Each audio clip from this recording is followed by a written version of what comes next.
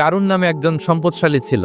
মিশরের রাজধানী কায়রো থেকে 100 কিলো দূরে ফাইয়ুম নামে একটা জেলা আছে, ওখানে তার বাড়িঘর। আমি দেখে এসেছি। আল্লাহ বলেন, এই কারণকে আমি এত সম্পদ দিয়েছি, এত বেশি ছিল তার সম্পদ, সম্পদগুলো যে সে আলমারির ভিতরে রাখতো, ওই আলমারির যে চাবি হইতো, এই চাবিগুলোরে ওজন করার জন্য, কাঁধে নেওয়ার জন্য 10 জন পেশি শক্তি পুরুষ লাগতো। তো তাকে এলাকার লোকেরা বলেছিল, খলালাহু কওমুহু লা তাফরাহ, এই কারণ তুমি গর্ব করো না। কারণ তাকে বলছিল মুসা আলাইহিস সালাম যাকাত দাও, সে বলছে আমি যাকাত দিব কেন, এই সম্পদ তো আমার। ইন্নামা উতিতুহু আলা ইলমিন ইনদি, আমি আমার বুদ্ধি খাটায় এই সম্পদ কামাইছি, আমার সম্পদ আমি খাবো, আমি যাকাত দিব কেন? আল্লাহ বলেন, ইন্নাল্লাহা লা ইউহিব্বুল ফারিহিন, কারণ তুমি অহংকার করলে আমি অহংকারকে পছন্দ করি না।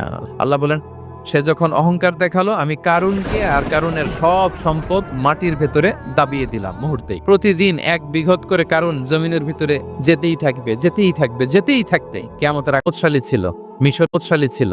মিশরের রাজধানী কায়রো থেকে 100 কিলো দূরে ফাইয়ুম নামে একটা জেলা আছে, ওখানে তার বাড়িঘর। আমি দেখে এসেছি। আল্লাহ বলেন, এই কারণকে